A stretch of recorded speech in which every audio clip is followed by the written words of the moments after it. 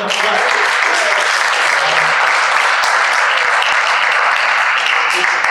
It's a real honor and privilege to be here tonight to speak with these gentlemen, to get some of their reminiscences. I know there are a lot of white hairs in the crowd who have their own memories of these days, but we're going to hear about it from the guys who were the original Timbers, the guys on the pitch, the people who not only planted the seeds that became Soccer City USA, and we all enjoy the fruit of it today, but in many cases tended until the roots took and stayed around and really, are the gardeners of this fruitful enterprise that we all enjoy today. Our particular guest of honor this evening has come from Perth in Western Australia. One of very few visits he's made to Portland since his brief and spectacular heyday in 1975, Peter Withe, the Wizard of Nod, who in 22 appearances for the 1975 Timbers put the ball in the net 16 times. Summer vacation. So Peter Withe.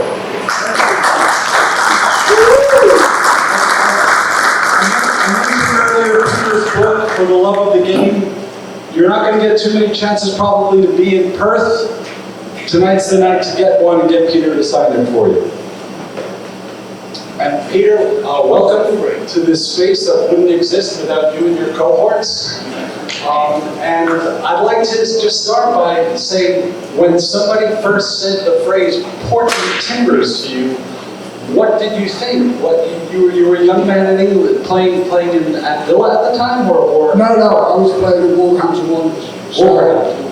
The manager at the time, Bill McCarthy, said to me, I asked him actually, could I go in the summer to go back to South Africa, because I played in South Africa. So I asked, could I go back to South Africa, and he refused. He said, no, you're not going to South Africa. And then 2 weeks later, he said, you're not going to South Africa, I don't fancy going to America. So I was hooked up with it. So I said, yeah, not really. So he said, there's a team called the Portland. It's going to be a new franchise. So I spoke to Vic Crow, who was the manager, who used to be the manager of Aston Villa Football Club. And I thought, yeah, new venture, let's have a go, let's go and do it. So, I always remember us all going to the airport and all getting on a flight together. Not all of us, because some of us like Willie come late, but I always remember us all on this plane that was flying. I had my son, Jason, who was at the time 4 years old, and some of the other lads had children. Certainly Brian Godfrey, because I always remember one of his children actually vomited in his hand.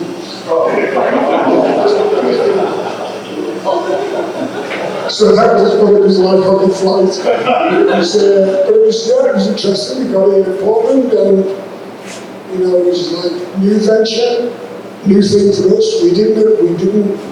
Probably Mick was here way before us, and most of the lads arrived later on. Not really a lot of time to practice and to prepare for the first game, but we were all looking forward to the challenges. And I think that all the players embraced it. We all sort of. Some of us met for the first time. We met at Portland for the first time. Some of us, as I say, met on the flight. But we were just looking forward to this challenge that was presented to us. And, I think that's probably the first. I wrote in the book about certain things that happened at that time. One of them was the first time that we trained at the Civic Stadium. And they had this goal, which was not in the goal, it was at the side of the goal. Okay. So it was at the side of the goal, and I remember saying to Jimmy Kelly and Willie, oh no, Willie wasn't there. I said to Jimmy Kelly, cross the ball into the ball. And I looked down the goal, it was a cameraman, and it was a reporter. And I looked at the reporter, looked at the cameraman, and he looked at one another and he said, what the hell are we doing here? You don't understand this. We've got these guys from, Britain, all over, and what they do is they cross the ball in the box, and of course I jump up and head the ball in the back of the net, and the cameraman drops the camera, and he's going, Jesus! So he comes up to me, he says, can you do that again? So I says to him, yeah. So of course, the cameraman's now focusing on me, and I scored a goal, and then all the other lads, yeah, we're going to do this. So they all started heading goals. And it was like, what is this called? A heading shot? We were like, no. So that's how, I think when he showed that footage, that's where I got the nickname, the Wizard of the North and the Mad Heaven. The Mad The Mad Heaven is the first one. As I've been thinking about our, planning this conversation with you, it dawned on me that it wasn't like another club where you would come in and there was sort of established relationships. Maybe he's the gaffer, but he's the real gaffer. This senior player. All of you were fresh, and you had a shared cultural heritage. Most of you were Midlands and a couple of Northerners, but most of the lads who came over were Villa, Birmingham, Wolves players. Yeah. Was that an advantage, knowing one another sort of culturally, because you couldn't sort of say, oh, I know about this club, I know how they play, etc.? I think the difference was that with the Villa lads, they knew one another, and the Wolves lads, we knew one another. But the likes of Graham Day, Graham Brown, Ray Martin, we sort of got to know them. But as you say, I played with the Wolves lads, making up all the lads that played with the Villa lads. But playing as a team together was a new experience. But we just embraced it, I think. And then when we went out training, we had a manager in Vic who basically knew every single thing that we were doing. So when we went on the RAS, he knew that we went on the RAS. So there was a few that we just went running. So he was making sure that he sweated it out of us. So yeah, it was, but it was great. It was a startup. The biggest thing for us, that first game, we prepared for the first game. We're playing Seattle. This is in my book. Maybe some people have heard me tell the story. Is that we both, in America in them days, it was the home team played in white and the away team played in a different colour. And we both walk into the tunnel. Both of us got white on. And we're like, what do you do? Well, you're the Portland teams, you play in green. No, home team plays in white, away teams, well, they haven't got to change the kit, so that's when we go in, put our green kit on, play for 15 minutes, the announcer comes on and says, will you stop booing the team in green? That's the Timbers.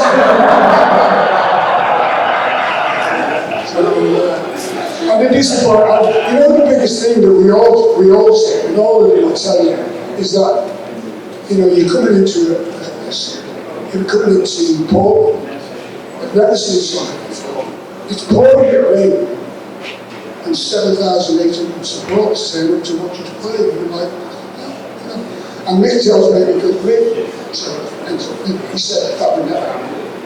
Any other place in this, in the USA, you probably get 2,000 people there. And it's, it was a thing that we built, as it were.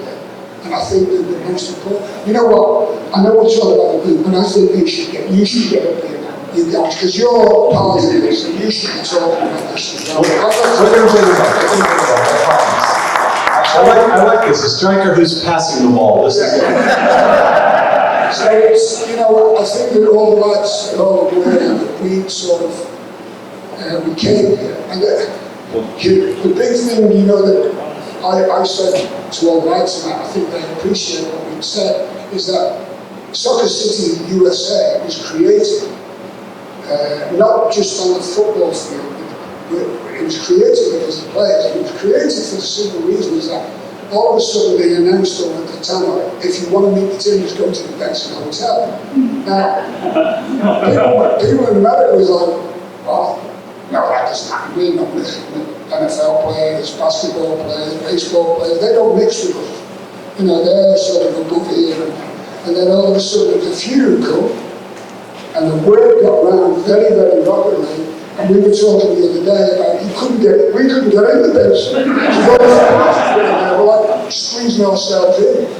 And of course we had, I think we had 3 players who were 19 years old. And of course they were told that you're going to be 21 to have a drink, so we have to have smuggled drinks. Give us a ticket, give us a drink. Nobody's got this. The statute of limitations on that has expired. 49 years of serving in the age. Okay. And so you were here just for that summer, and you and I spoke yesterday, and you said that that summer, the confidence that built in you as a young player, scoring so many goals, and 16 goals in 22 appearances. That's one of the greatest seasons this club has ever seen. And that became a springboard to you, and you went back to England. You had a very successful career. My friend Peter here scored the winning goal in a Champions League / European Cup final in 1981. 82 for Aston Villa. Lowest goal in the match. And we'll have more on that, specifically the footwear involved a little later. So it's a big career. And yeah, did you stay sort of in touch with your friends from Portland, or did you keep an eye on soccer goings on in Portland? I did, probably about, I think it was about 4 years ago that I had said to Mick about setting up a one-off group so we could all keep in touch with one another. So Mick and I, as administrators, we tried to find all the players and say, come on, we need to get online and get online. And we managed to do it. There was about 2 or 3 that we couldn't get on. Dave Randy, we couldn't find him. We found Ray Martin, but we don't know where Ray Martin is at the moment. And the other one was Barry Powell, who didn't know how to use a phone. Barry Lynch, he just stepped there and his beat. Oh, there's a message. How do you open it? Oh, gee. Reality is, but there's a lot there, and it's worked well because what we've done is all these pictures and all these things that we've done is that there's a picture in the wild, right? So we're all doing these sort of things. So it's been great, and it's funny that Roger said to me, come down, and I come downstairs, and I said to him, what are you doing? So he said, oh, we don't know what to do. And I went, when they played, we should be playing today. And I went, yeah, go on, I'd like to do that. I'd like to go along and watch them play. And then the biggest surprise to me was like, I was walking around, I was thinking, there's a lot of people here. And I couldn't believe how many people were following, the women's football here. And it was tremendous. It was tremendous to see it. So it's obvious that something is definitely rubbed off in the 75 team. Yeah, I think absolutely. Even though there was, the team folded, then the league folded, then there were little Timbers teams indoor and even semi-pro teams, and then it was dark for almost 20 years. No real Timbers team played. I think having the likes of Tony and Mick, Clive, Bill Irwin, Bernie Fagan, the people who ran soccer camps, if you're not old enough to have seen the 75 Timbers play, and you're from Portland, you were probably coached at some point by one of the 75 Timbers or their cohorts. And I think that continuity, for me, our proudest achievement is the support for the Thorns, which I think showed the entire country that there was an audience for women's soccer, that there was talent of a very high caliber, and that the same people who would come up on a Friday night wearing green would come back the next night wearing red to support the women. And you don't get that even at the most successful women's clubs in the world, the Olympic Lyon, Real Madrid, Chelsea. They do not play in front of 20,000 people. Quite true, and as I said, I was staggered to see how many people had turned out to watch the game, and how they're just as enthusiastic as when they play, in that 75. So just a couple more questions, and then we'll take a brief pause, and then we'll bring in the rest of the gang. When you look back on that initial run that you had here in '75, and the quality of play. I'm wondering, what that was like. We talked about what it was like for the Timbers to come together, but when you showed up and saw Seattle, when you played against the Cosmos or DC, later on, the likes of Pele and Johan Cruyff and George Best came here, but in '75, those guys were still in their primes elsewhere. So what was the quality of play like in those days? It's amazing as a coach or as a manager, when Vic came here, you've got a vision in your mind about the way you're going to play and the system you're going to play. And he made the decision to play with a central striker, 2 wide players, and a midfield, and an anchor man really was Brian Godfrey. Brian also played as a centre half as well, so there was a fluctuation around. The players played in different positions to basically play to that system. And I think that at times, if you looked at the squad that Vic had, he had players in the background, like sometimes Tony would come on, make a goal, like the Seattle game. So we had players who played in different positions. There was only probably me, Jimmy and Willie who played in the same positions as strikers, me as a centre forward and them as wide players. So he had this vision that get wide players, get the ball in box, and then you've got a big 6'2" Pillar who's going to knock the ball back in net as well. So that's basically what we were successful. And the other thing that we had, which was in our favour, we had a big pitch, 75 yards wide, and we had players who could run. I was probably, I'm a bit of a fitness fanatic up until I had a hip replacement. I used to run forever. But we had other players, midfield players, everyone could run. Teams used to say, these players can cover the grounds. And I think that's what killed us in the final. It killed us, the 55-yard pitch that killed us. So all you have to do as Santa said, is you go and put 2 people. So you don't have to play the 75, right? You have to cover the side of where the ball is. So Willie on the left wing would end up being free, and you Barry would pin the ball out to him, and then they'd have to go and cover. With the 55-yard, they just went and put the fullbacks on. So they stopped Willie, they stopped Jimmy. And if that was on a bigger pitch, I don't think they would have won. Yeah, that's really interesting. I hadn't heard that before. Another thing that was very different in those days for you coming over from England was the amount and the distance of travel, the difficulty of travel. Even now, players come to MLS and they're like, yeah, the league's okay, but what kills you is that you're going from Miami to Seattle for a weekend. And you have some memories of that. Yeah. I remember that we played back-to-back games. We flew and we went over to the East Coast, and correct me if I'm wrong, we played Boston, we played New York, and I think we played Hartford. New York and Miami. Oh, you sure if that was Miami? Because there wasn't in the league when I was in. No, it wasn't. I'm sure we played Hartford. So anyway, we played 3 games. Hartford, New York, and Boston. Yeah. So we played 3 games, and we played the 3 games within 5 days. It was no, so sometimes we didn't get a recovery. It was, the funny thing was is that we were all excited about playing Pele. So me and Mick, we've got a story that we'll tell about Withe when he comes up. I don't really tell the story because I think it's both of us that do with the story. But we ended up in New York, and I always remember everyone's looking forward to playing. Unfortunately, because of an incident that happened, Mr. Betts over there, and I stopped him from playing against Pele.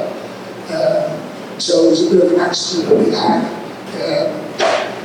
I can tell this story anyway. So we're staying in a hotel called the Hoban. We had a guy called Uncle who said, you have to go on 5th Avenue, 6th Avenue, Broadway, 7th Avenue. If you go off there, you're going to have problems. So we stayed in 21. So we're like, why are we staying there? So we end up going to a different hotel. We end up going on 6th Avenue. And across the road, it goes to Central Park. So we're going to train in Central Park. So we all In the 70s, this is the taxi driver New York, not the New York of today. So we carrying all the kids and everything, and we're going into Central Park, and we all look around, and this guy is on a park bench, and we're like looking at him, he's in the center.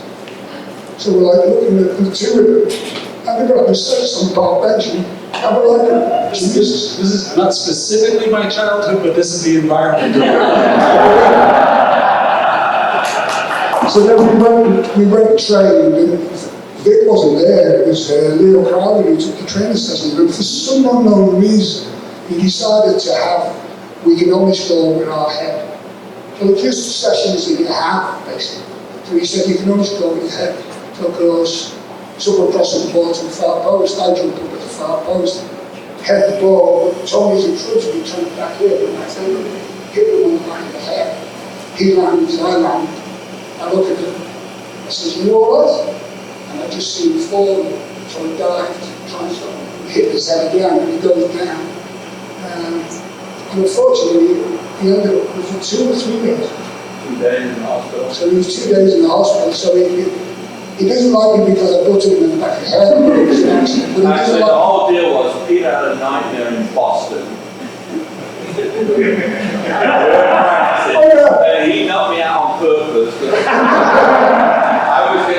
Leo was going to put me in Peter's place up front. So it ends up, unfortunately, he goes, and you know the funny thing was, we had to carry him through Central Park. So 4 of us are carrying him through Central Park. The guy who's on the steps is still on the steps. The police cars come round and pulled up and looked at us and said, you guys are all right? So we went, yeah, why are you carrying him? So we've had a bit of an accident. Anyway, Kobe, to be fair to Uncle, he probably sat with him and ended up taking him to the hospital for the simple reason he wasn't happy with the situation that was in. And that's how Tony ended up in the hospital for 2 days. You know? And missed playing against LA. I said that. I didn't say that. What did he ever do? And it was funny, you know, when we played the Cosmos, so Vic, you know, when you're talking about tactics and things you can do, and we had a player called Tommy McLaren, and the instructions from Vic was, don't let him play. So his role, forget the team, you just stop him play. And he followed him everywhere. And in fact, at half time when he was going into the toilet, he spoke to someone in Spanish. He said, can you tell that fellow I'm going to the toilet if you want to follow me?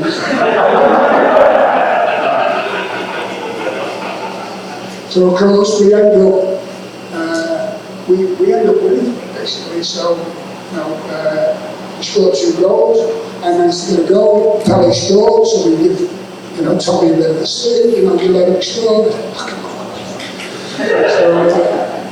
So we went away from there. We win because the other thing was that this was being live on, I think it was being live on television, and this pitch we played at, which I can't remember. Randall's Island. Yeah, Randall's Island. Pele was playing at basically, like a high school stadium. Not much better than that. So the ground was big. So they decided that they wanted it to look nice. So they sprayed all the pink in green. So it looked nice on the television. So at half time, Pele goes in and he's not going to come out. So they're all saying, no. And he couldn't speak English then, so he's speaking to the interpreters and speaking, no, I'm not playing. Why? He said, I got gangrene on my legs. So they had to rub it off like that. No, paint it depends. He went out, that's why I stored it And you had to travel these great distances. You were seeing places that you had only seen in movies or on television. And you did go back to England. Was there any temptation ever to come back and maybe put in another summer in the NASL, whether it was in Portland or somewhere else? Portland. Only Portland. No, there's a guy who took over his coach, Brian Tyler, and I was in Birmingham City, so I went back to play for Birmingham City. I played for 1.5 seasons. Brian contacted me through Ray Martin and said, "Do you fancy coming back to Portland?" And I said, "Yeah."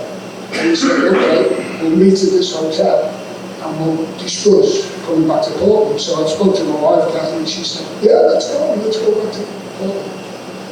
Never turned up. So I arranged again to meet them again, and I was another team that was after me at the time, which was Nottingham Forest. Never turned up again. So 3 times they didn't turn up. So in the end, I signed for Nottingham Forest when we got promotion from the 2nd division to the 1st division, and in the first season we won the championship and we won the League Cup. So I think I made the right decision. Did you ever find out why you Last question before we break. I'll take some questions from the crowd. I just have one last one of my own. You mentioned yesterday when we chatted that you guys were negotiating for yourselves when you were dealing with these NASL clubs. You did not have agents. Yeah. So all the lads, all of us, you didn't pay agents. But we had managers like Vic Crow, Bill McGarry, Brian Clough. These guys, this is what you sign it.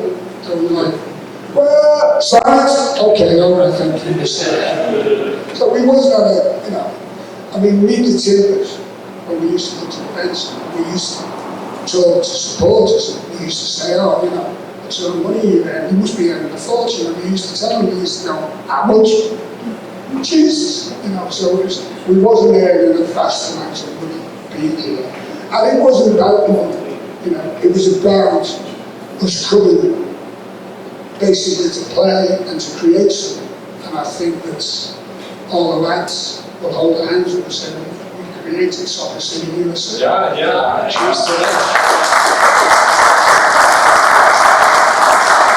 So, a couple of questions from the audience, then we'll take a breather, and then we'll bring up the rest of the crew. Yes? Did you ever find out why you didn't turn up? From what I got from all the other players, like Mick and that, he's a present.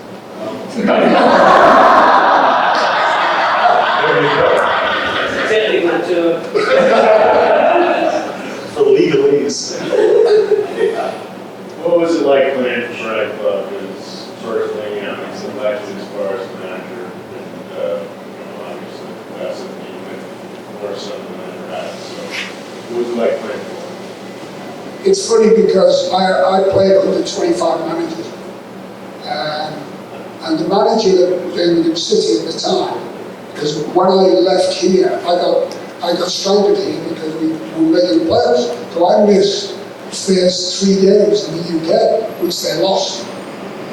So when I went back, we won the next 2 games, and the manager got sacked, who signed me. So a new manager took over, and he come to the forefront of the 25 managers that I played under. He laid me out and said, "No, you're not getting managed," because that's how bad it was. So of course I only had 1.5 seasons there. He called me and he said to me, "There's a team wants you, Brian Clough." So now I know about Brian Clough, and I went to speak to Howard Kendall, who's a distinguished player, played for Everton, played for Birmingham, and he said, "If they don't want you here, go to that guy, because this guy wins things." So of course I drive up to Nottingham. So you go to the training grounds now, and it's Ferrari, Testarossas, there's all these cars in the car park. When we were there, it was a Ford Anglia. So I'm driving up in this rickety car, and as I'm driving up, it's going through my mind, Brian Clough, and I said, anyway, I arrived in Nottingham, sort of get out the car, and Peter Taylor tried to sign me from the Portland Timbers for Brighton football, but they were in the 3rd division at the time. So I'd go, and he comes and meets me in the car park, and he's like, I've been chasing you in 18 months, I see you play that night, so I'll come in, meet the president, yeah, okay, yeah. I'll start with the chairman, and I'm sitting there, and I'm like, 25 minutes, I'm still sitting there. And all of a sudden this door opens and he comes in the green sweat top, squash racket, puts the squash racket in front of me, looks at me and he said, hey young man, can you play? I went, no. So he looks at Peter Taylor, he says, I thought you told me you could play. So he looks back and he said, can you play? I said, no, I've never played squash in my fucking life. So he looked at me and said, I meant football. I went, oh, I can play that. So of course in the first season I play on the hill. We get promotion by the skin of our teeth into the 1st division, and everyone says, yeah. And then we play in the championship in the 1st division for the first time, we win the championship, we win it. And we play, I always remember we played Ipswich, and Ipswich were a good team, very good, and had great players playing. And there was a fellow called Mick Mills, who was the England fullback, and he put an article on the radio said, yeah, they might be leaving the league now, but they haven't come up against a good team.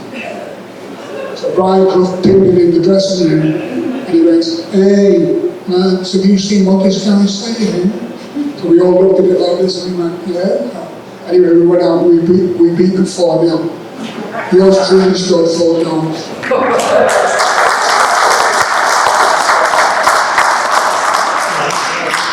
We'll take one more, and then we'll have a breather, and then we'll reconvene. One more? No? Peter's 5 minutes is up. Don was prepared. Don has a heavily annotated copy of your book. Oh, no. Actually, I will say this, we met up yesterday, and he said, you got something wrong with the boot. So I said, yeah, I knew what a couple of things that were wrong with it. No, not that one, there's something else. And it involves Mr. Betts over there again. Yeah, Tony scored the winning goal, as you all know, against Seattle in the 1975 playoff game. Here's one, page 77, third paragraph. Peter was thinking of the St. Louis goal that he scored the winner in that game. So it wasn't down to me, it was down to the guy who wrote the book. It's his fault. Sorry, So sir. going to be one of these authors who sees himself for libel. I'm going to let you all have questions first, since no one else raises their hand. This book is full of great stories, not only soccer and soccer life, teammates and all that, but the humorous stories that he tells in there.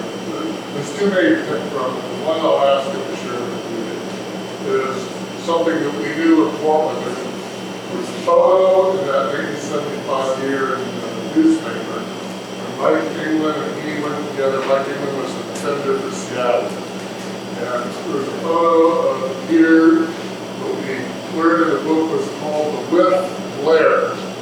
Oh, God. Peter staring at Mike England, we stared back. So, the favorite story I have here is Peter staring down, was it Peter Maxwell, was that his name? Sorry? Was it Peter Maxwell, was the name wrong? Did you chase around with you? Oh, no. It was, I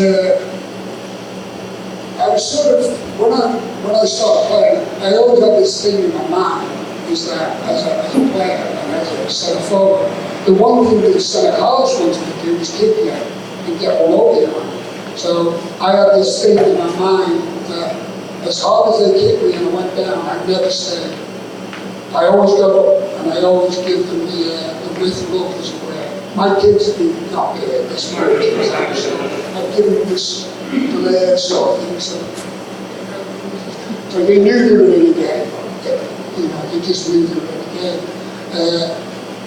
The incident that happened with Mike England, and to a certain degree I regret it because he was coming to the end of his career and I was sort of just out of my career. But I remember he kicked me. and I went down and jumped straight up. And he was close to me like this, and he did this wry smile.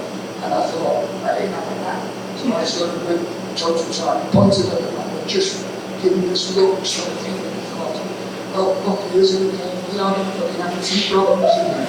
You are, I ain't.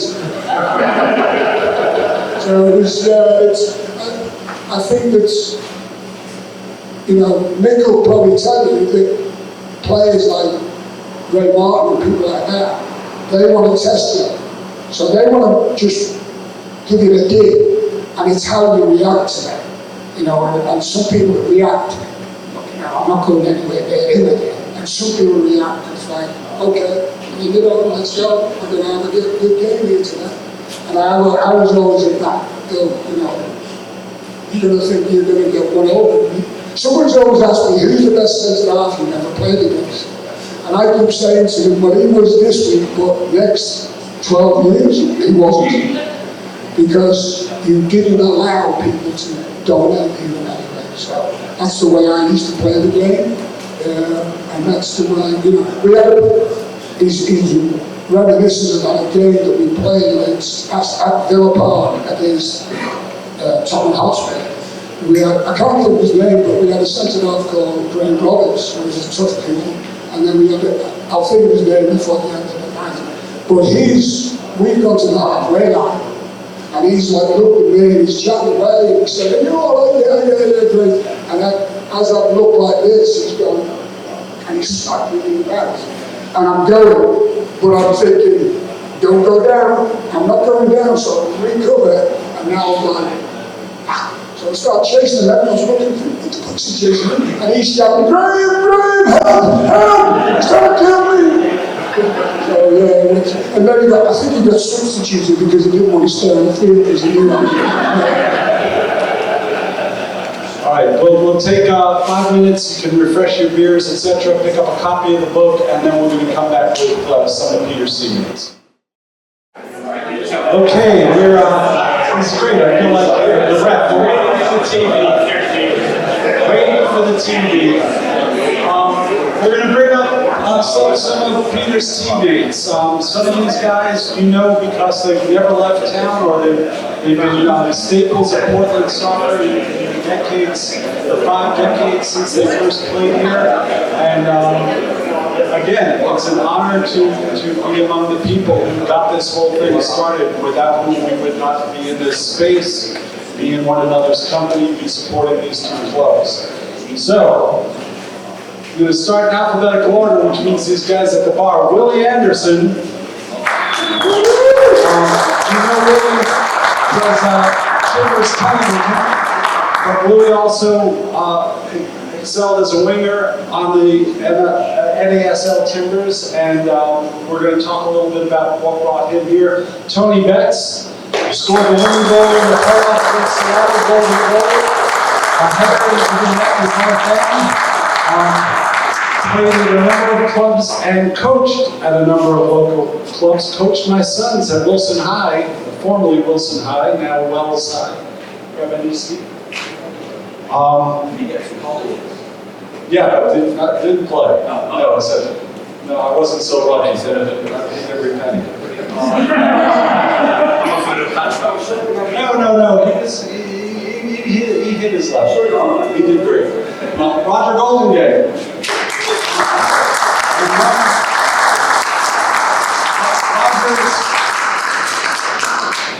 We need to point out that Roger had previously worn the uniform of a team somewhere north of here. It's on your way to Yeah.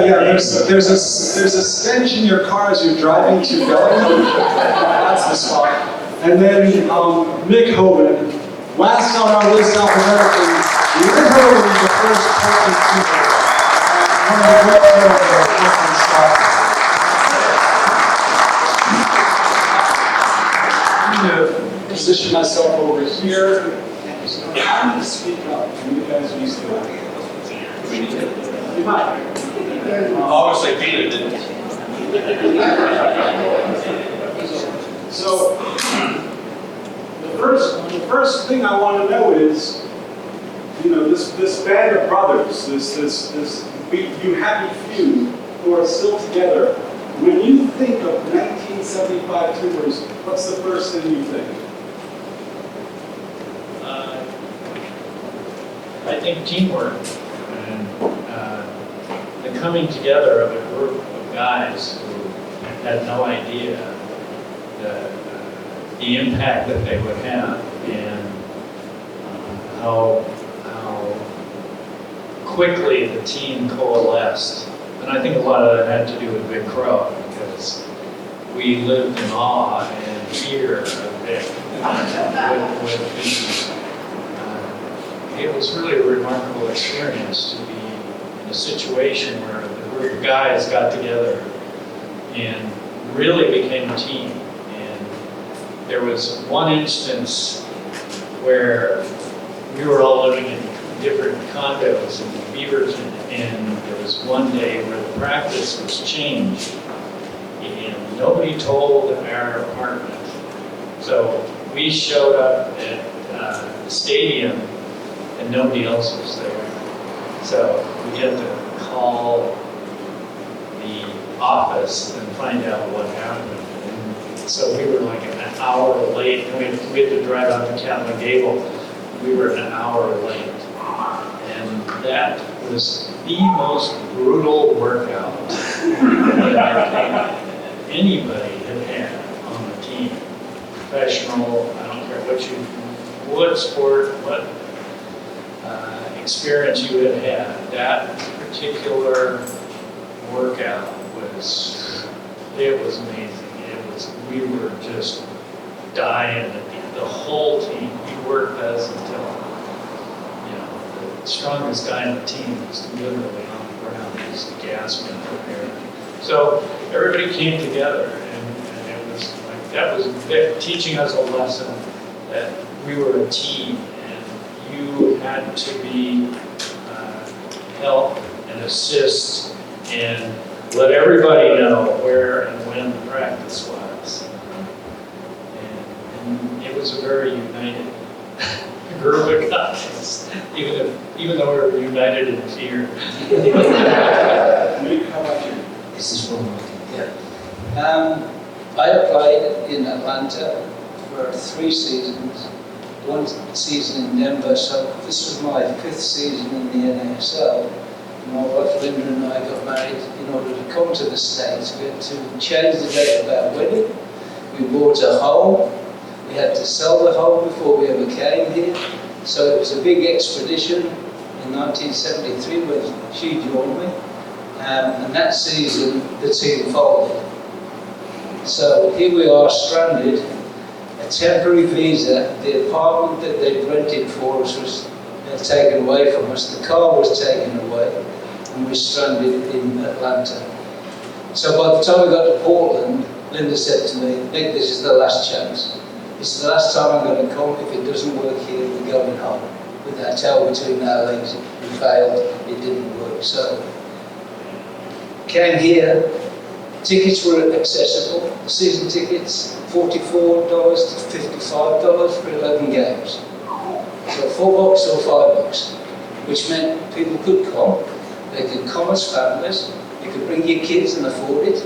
And because it was a starting sport in the States, and especially in Portland, the audience was probably 30 to 40% female as well. Because they would come with hubby or a partner or a friend, and they got to know the sport at the same time as the male counterpart did, which was a first, because when we were in the back seat in those days, when it came to talking football, basketball, or other sports, here now they were coexisting with the better half, if you will, worse half in my case. And that they grew together knowing the sport. So the combination of seeing women in the sport, supporting it, the accessibility based on the price of stuff here, the inclusivity of the club. You could call that front office, it was free for community relations. Every clinic, you're a school, you're a Rotary club, a service club, you just called up, gave them the date, me and these guys here basically beat it back to your door to do whatever it is to become involved with it. So my memories of Portland are all those sorts of things that I think, as well as what happened on the field, what was going on off the field, made it the true style of a community club, where the players had a genuine relationship with the fans.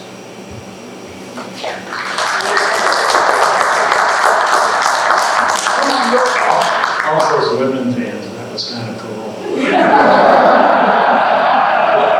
Well, the women fans loved it because we had beautiful English accent, long hair, and wore short shorts. What happened to the hair? What happened to the hair? Well, the hair goes away. I think also there's one thing that we loved here was also the Blitz Brewery. And it was just, obviously, as you all know, was down here, so after numerous practices, we would always go to the Blitz Brewery, and they would supply us with beer. Remember? Oh, amazing. I forgot. No, I think when we all look back, and there was a group of us here, there was 11 of us here.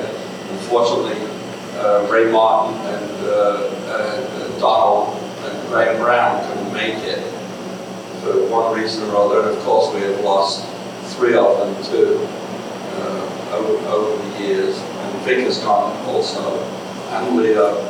But it brought us all together this week. And Mick is one of my best friends. And I think without his help, we probably would not be sitting here right now. But as we are sitting here right now, and we have had an unbelievable 4 or 5 days together, that a couple of us, we haven't seen each other for 50 years, But believe it or not, we can remember what happened 50 years ago, but we can't remember what happened last week. But fortunately, we took a lot of photographs, and Mick's put this great thing together, and hopefully he makes it public. I don't know if he will. He's a very private person, but I think that if he does, you guys and the Timbers Army would absolutely love it. We have done, we've had dinners together.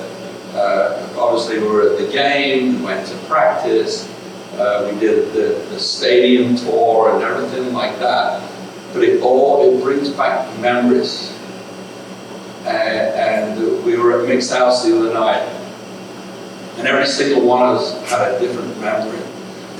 A couple of them I can't repeat here, but it's been an unbelievable week, and I think that with people like yourselves, with the Timbers Army, it brings us all together still after 50 years. It's amazing. We loved it, and I love Poland, and even Willie and I, well, Mick also. Peter, we've got a guy here in a Villa shirt too. So yeah, it was an unbelievable season, and as Mick said, it started soccer here in Oregon, and it's just grown and grown and grown. And we're very, very happy to be part of it. I coached high school here for 20 years or more. Guy over here. So yeah, it's just been one of those things that I don't think many players has experienced anything like this. I certainly haven't. Yeah, well. By the way, thanks Willie, you supplied me with the goal against the Seattle Sound.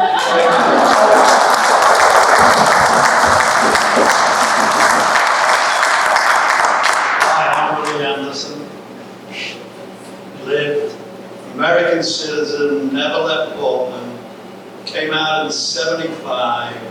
I remember sitting on a 747 coming over to Portland, first time ever. And the guy says to me, why the hell are you coming out here? I said, well, I'm going to play soccer, football. And he says, well, who are you going to play for? And I said, Portland Foresters. I had no idea where the hell I was going. And I negotiated with Vic Crow to come out here.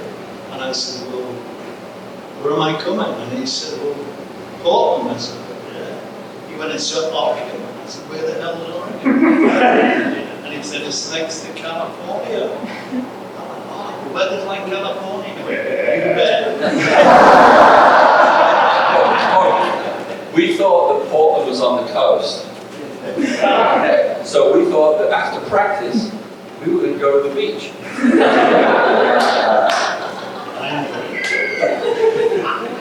Yeah, you know, so it was just sheer happenstance that I got out here.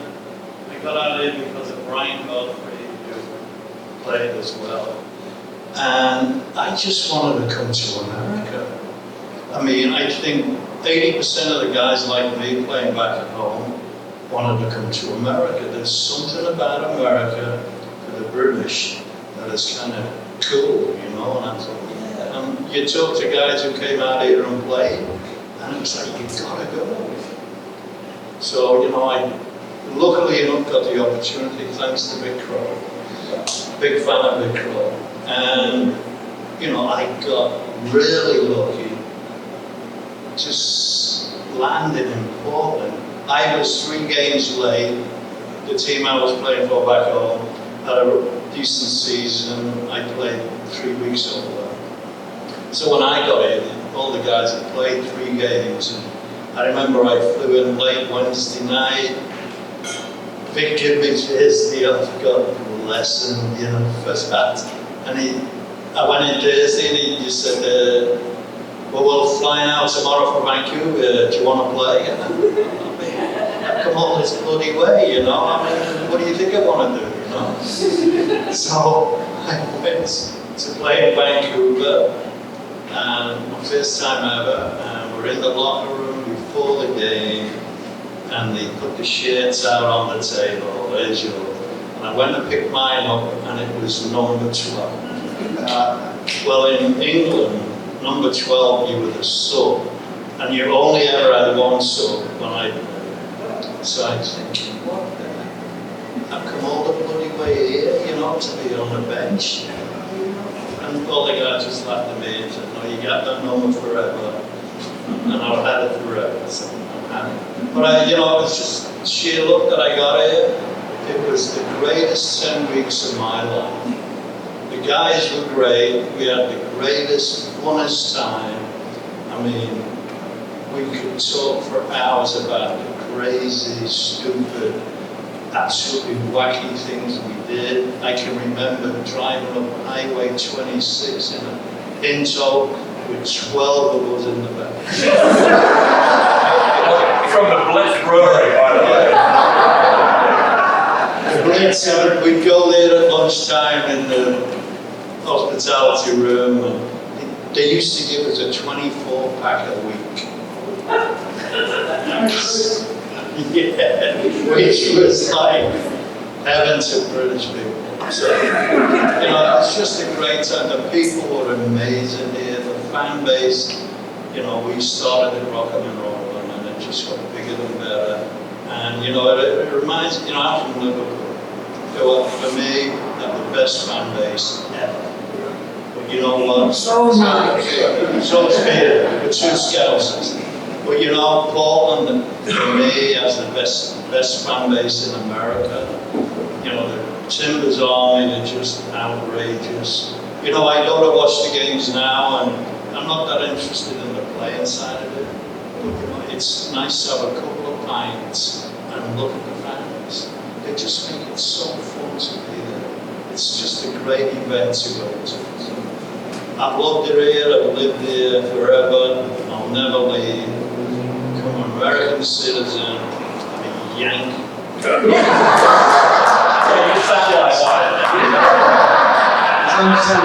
Just like you. Sounds like Peter Fonda. When I go over to the UK, my family love me, but bloody hell, really. You sound just like a Yankee, which I'm totally disappointed.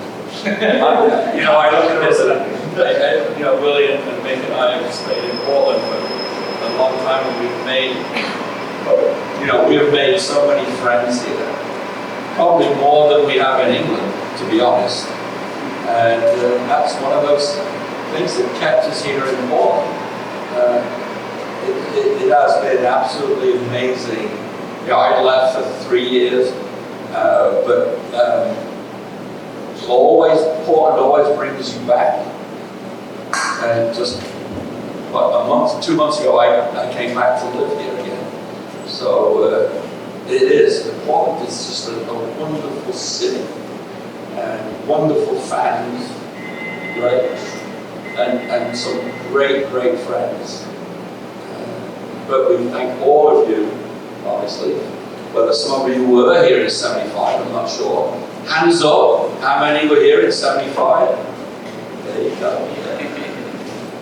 Golden Rose. So we like the scene a little bit. So we had a guy called Ron Cook, and Ron Cook was our, well, you call them trainers, we call them physios. So Ron used to stand in the front of the bus and tell us, here in St. Louis, this is what happens in St. Louis. You're out here, this is what happens here.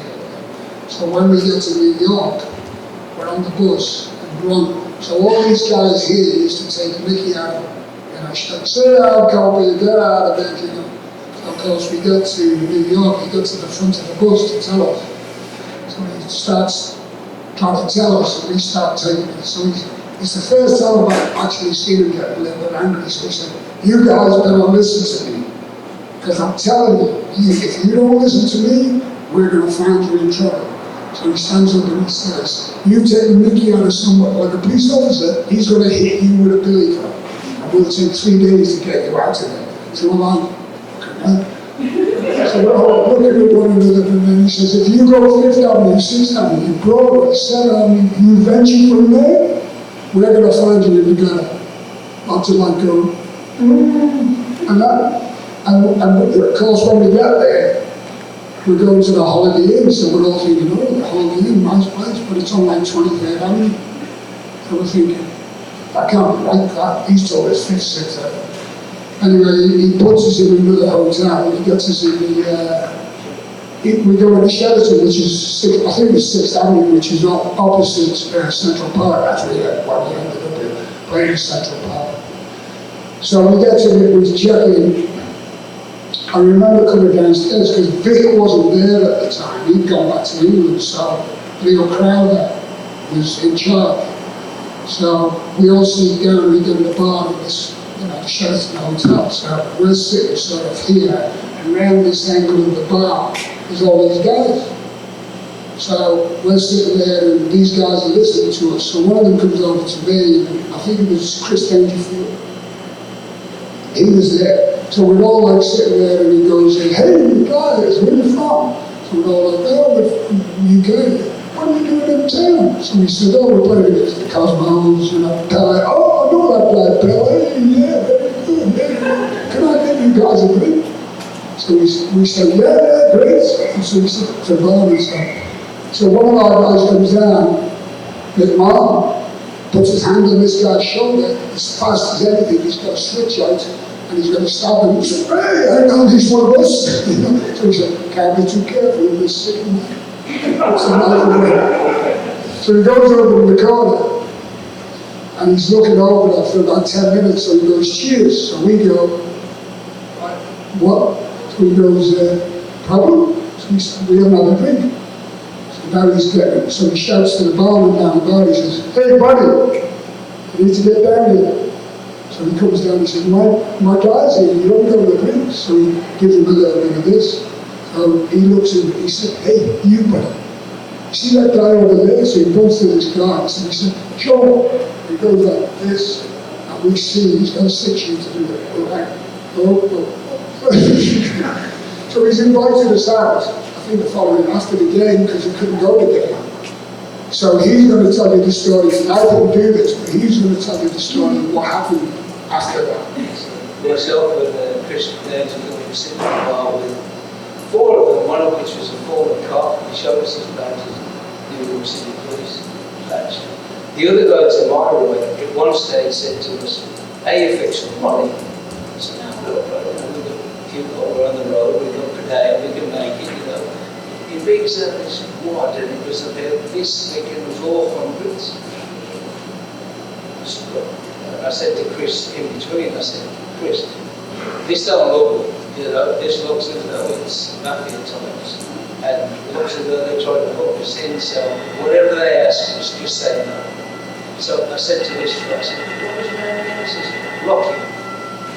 "True." He said, "Rocky." I said, "Okay." He said, "If you're ever down in Miami, come see us, we'll look after you."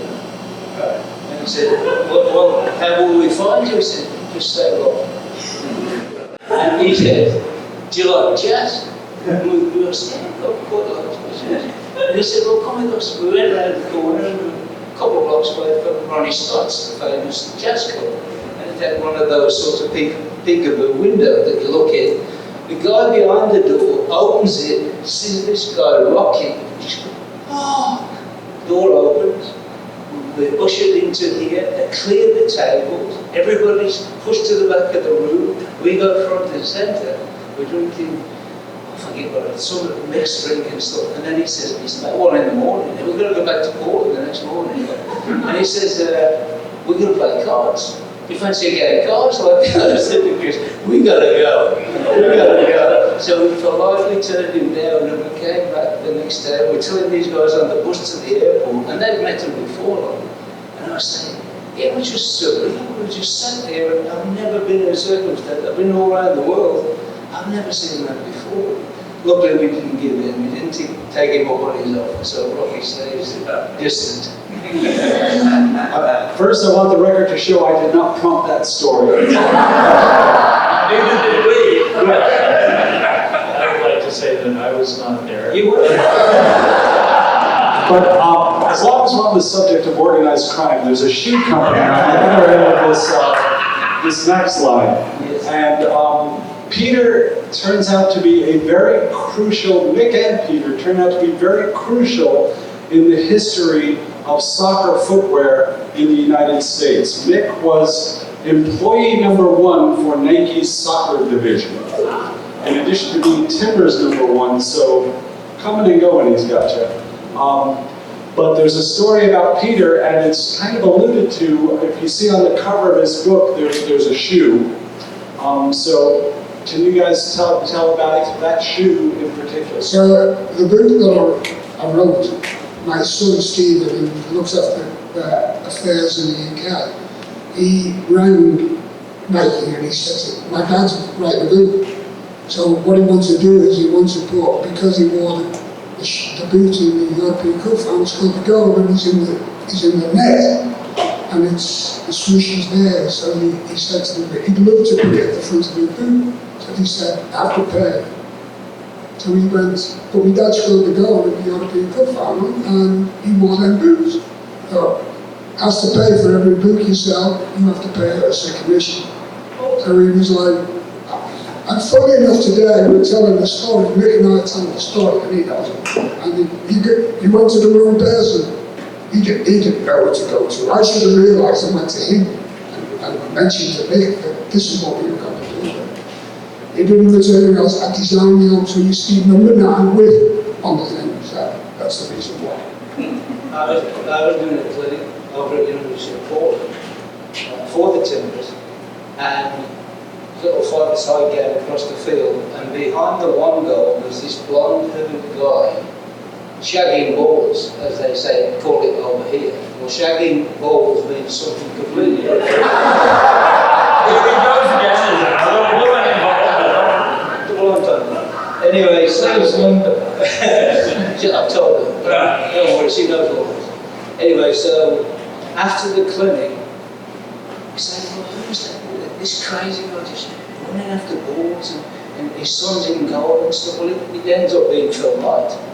I didn't know at the time, because we didn't know who Blue Ribbon Sports were in those days, before Nike, and Later, Jimmy Kelly bumps into Phil Knight and his number 2 Rob Strasser outside the Benson. They called Jimmy and said to Jimmy, we're going to start a soccer program. Would you be interested? And so Jimmy says, well, let me think about it. So he comes into the locker room the next day, shows me the business card, Phil Knight, president, CEO, whatever it was. Jimmy goes to meet with them. They make him an offer, which included stock at that time. A massive amount of stuff. I won't publicly say what it was because it was a lot of money it turned out to be. Jimmy decides he's going to go back to Wolverhampton Wanderers, so he said, the guy you need to speak to is actually Mick Hoban because he's the guy that does all that community stuff. I was in charge of community relations for a couple of seasons and then Willie took over. So I got my start at Nike thanks to working in the community for the Timbers.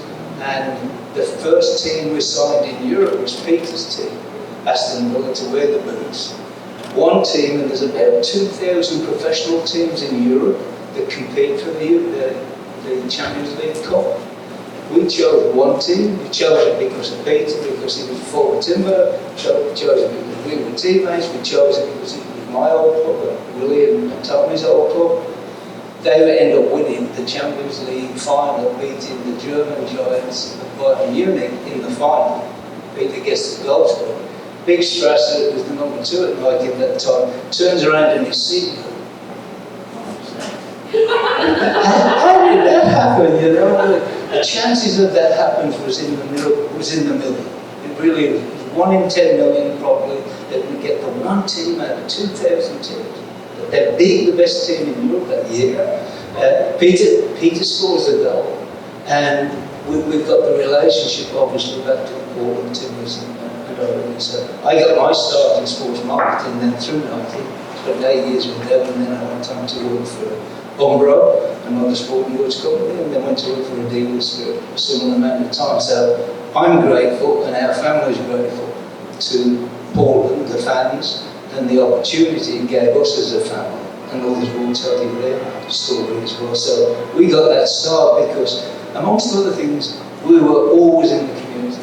So we were meeting people, you know, if you want to go to the coast, we've got a place down the coast, or we go skiing, or we've got a spare car, you can use the car. Would you come out and speak to our kids, or whatever it was. The people were so giving. And we sort of say to ourselves, are they for real? Because they were so generous. And they always have been. So I'm very thankful to Portland for what it gave me that season, because it gave me a career which I never dreamed of without the Timbers. But the thing is, though, Mick, when he started with Nike, I don't know if When Mick started for Nike, he actually, when I finished my career in Buffalo, of all places, Mick was that close we are as a group. Mick hired me at Nike too. So that started me off on my business. So, I mean, we've been friends since we played at the Villa, and here we are, probably about 52 years ago. We're still friends. I don't think I've had an argument with Mick ever. And we were roomies too. But I'm not going to tell you those stories. But you know, I'm going to let Mick do this because he's a lot better than I am, and I think there should be some recognition for people. And the Timbers did a good job with it the other night, who are not here with us, and the names that probably some of you don't even know in connection with the Timbers. Yeah, when we first came, Linda and I, we came from the airport. We were housed at the old Mallory Hotel, which is the deluxe today. Next morning we get a phone call from John Polis, who was the sports writer at the Oregonian at the time. And the president, a guy called John Gilbertson, who was a character beyond belief. John says, you're going to come and stay with us. And I said to John, we've got to do that. You're the president of the club, I'm a player. We can't do that, it just doesn't. He said, no, I'm sending the car over, you're coming over. So we went to stay with John. And he was an attorney in town. He'd come home about 6:30, and he'd sit down, he'd have a couple of old fashions, the bottle of wine at dinner, and then we go to the beer and pizza. And John would sit down there with an open legal pad, and he'd say, question, who is it on the team now that can use their hands and win? So this is our owner, right? I said, John, it's the goalkeeper, and he's restricted to the penalty area, and the penalty area, the warranty check, and he had a whiteboard down his sleeve. He said, John, that's right, write that down. And so we had 3 or 4 nights like this of explaining to John. But he was so friendly. We had parties over there when we won the conference championships. You knew your owner, they knew you knew your general manager. The fans could call in, they could speak to a real person, our robots, and they could ask questions to come on the OT, to clinics and camps and everything. So the connectivity between the front office, the coaching staff, the playing staff, and the community was just phenomenal. And that was central to what made soccer successful in Portland. Now, when we've been good, I say we, because we're still part of it, when we've been good, we keep that in mind. When we're not so good, we become a bit distant and aloof and not connected. And the fans don't necessarily know where we stand on critical. Because we've got quite a, politically as well as culturally, it's a giving society in Portland. And we like to see that from our club. And the club is the visible symbol of our community, one of the bigger ones. So how they work or how they act in public reflects on us all together and vice versa. So when they're doing good, we feel good. Same back with a Villa shirt on there. When the Villa's doing well, the community feels it and the atmosphere is fantastic. And so I've always encouraged them over the years, and I've dealt with them for 40, 50 years now, is get back to the community. Get back to connect.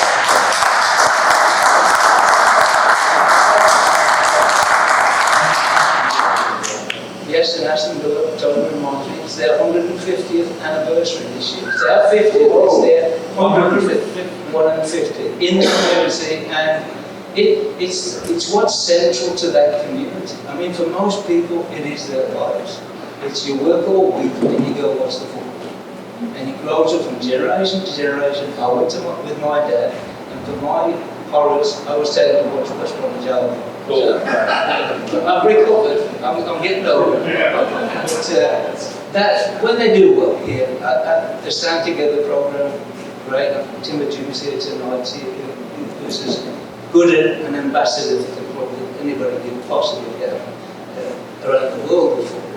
Is the embodiment of good and what the club should stand for, and in our time did stand for. And I say that genuinely. It's not a matter of the old time I'm saying this. It genuinely cared about the people that came to the game. Whether it was ticket prices, accessibility, community work, friendliness, openness, inclusivity. That's what started the Portland Timbers. And I worked for 3 great brands, Nike, Adidas and Hoban, and central to the values of your club. What do you value? What do you hold to be important? And what's important, what should be important is your role in the community and how you represent the community and how you interface with the community and they with you. And when we stood up there the other night on the capo stand, you could feel it. Most of us were crying because you could feel the love and the warmth coming to us and being returned, because every one of these guys was slapping high five and saying thank you, thank you, thank you to the fans. And just in that little interaction there, I thought that is the DNA of the club. That's what's core to this club.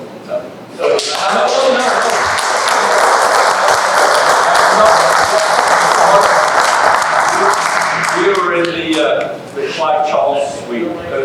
I don't need the mic.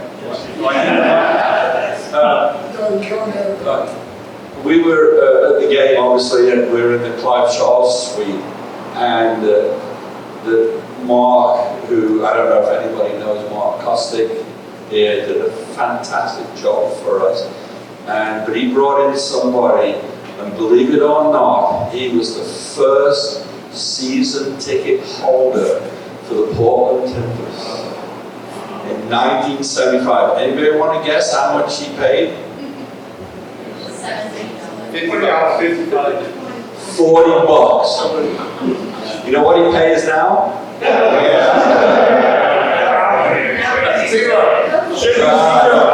say that. But he was one of those, exactly, maybe we should have invited him in, I don't know.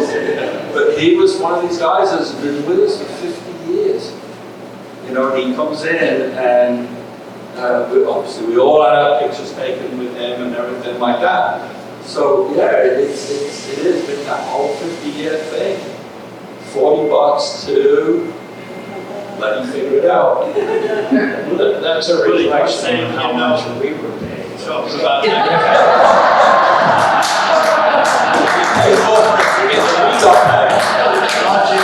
Be really short. Oh, Willie got paid off on that. No, wait a minute. Hey, and the guy who was the season ticket holder the first time ever brought his daughter, and he come up to me and said, "You're Willie Anderson."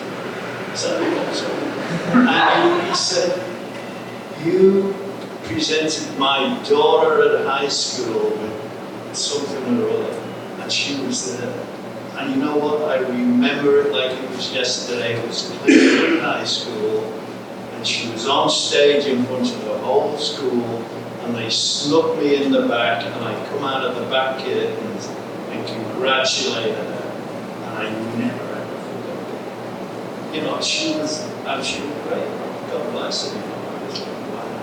But you know, I just a little thing about being a player because you're fans. You know, all you see at a game of players.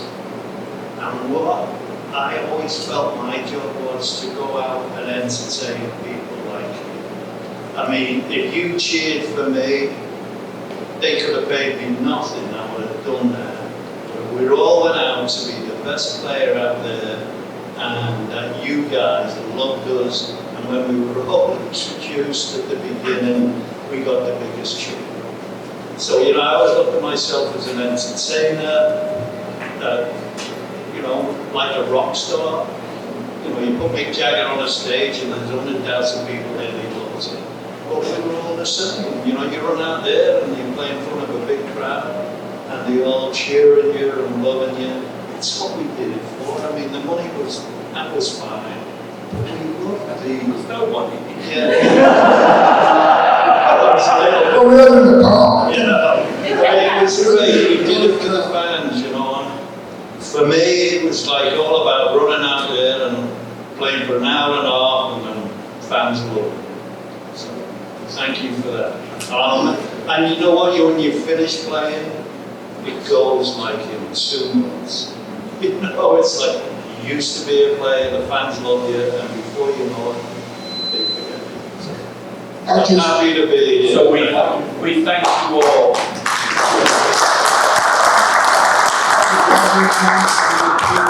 You don't give Peter another one.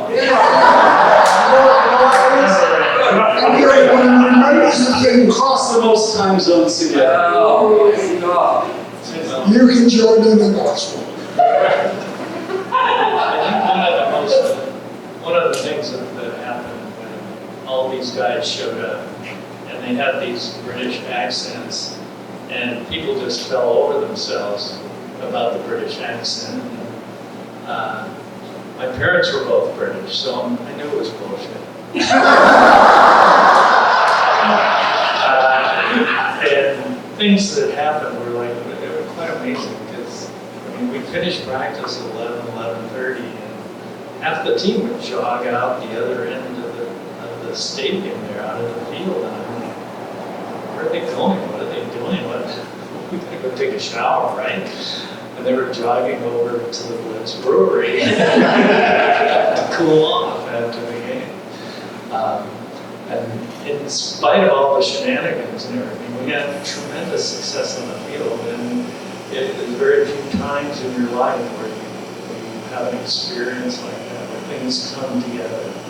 So it really was a remarkable time in the history of soccer, in the history of Portland, and I was very grateful to be a part of it. So when we're if you remember, we finished our season, and San Jose, I think, have got to play over the East, and we're waiting for that result. If that result goes for us, we're winning the championship, we win the division. So Mr. Gilbertson decides to put a party on at his house for all of us. And it was very Monday. We were all sipping and drinking things, and we were okay, and then all of a sudden it comes through. Bottom Timbers, San Jose lost, we now won the divisional. Shit in the fan. So it was throwing people in the swimming pool. To be fair, I think Don Paul, he dived in, he didn't let us throw him, he just dived in. He said, don't bother, I'll get it, so he dived in. And we had a reporter called Ted Dawson. And Ted Dawson wasn't very complimentary to the Portland Timbers. And for some unknown reason, he wanted my wife to stay here with him. And Kathy actually said to him at the time. So anyway, he gets to do an interview. In your book? Yeah, it's in there. So he gets there to do an interview with Vic. Vic can't swim. So I said to Vic, you need to get Ted Dawson as close to that swimming pool as you possibly can. So he said, I'm not doing that. So we're all of us like this, and we promise we will not throw you in the swimming pool. But him, he's fucking going in that swimming pool. So his interview starts, so we're all around, so he goes, well, Vic, so we've got him and we threw him in the pool. So Mr. Gilbertson said, sorry, come on, get changed. Upstairs, go change, let's change. Yeah, that's all it's fine. Comes back down, Vic, back in the pool. Back up, change, comes down, says to all of us, look, I've got to do this interview. Please, don't throw me in the fucking pool again. So we went, okay, we'll let you do the interview and then you can finish. What happened after that interview was that us players were introduced to Mr. Gilbertson's wardrobe. So we ended up, we were jumping off his balcony into the swimming pool. We were doing, I'll give you a tip, Barry Powell went up there and he put a hat on, Mr. Gilbertson's hat, which was a fair hat that went with a fair coat. And he dived head first into the swimming pool. And Mr. Gilbertson looked at him and went, oh my God, my hat, my favourite hat. So it was he knows a couple of stories as well about what happened at that swimming pool at that time. We went crazy. But we've got to say one thing about John Gilbertson's swimming pool. It had a topless mermaid down on the bottom in the 6-foot area. Right? So all the guys wanted to go and say hi to the mermaid. We're going to stick around for a little while, but we're going to end these comments. I just want to top or end with two things. The 107's logo is a triangle with 107. And that triangle has 3 points. And those points stand for Team, Town, Timbers, Army. And these gentlemen and the culture that they brought to Portland in 1975 absolutely embody that. We live it today. Talking about throwing sports riders in a swimming pool, I drained the pool first before I threw this motherfucker in. I was like, he used to write about sports in this town, and he used to say, soccer is the sport of tomorrow, and it always will be. Well, I am here with these guys to say, it's tomorrow, motherfucker.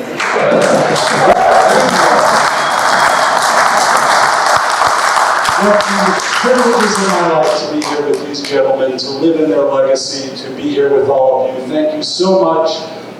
We have some gifts for our guests. They're going to be around a little bit if you want to shake hands, share a story, get an autograph. Thank you so much for coming out. Thank you.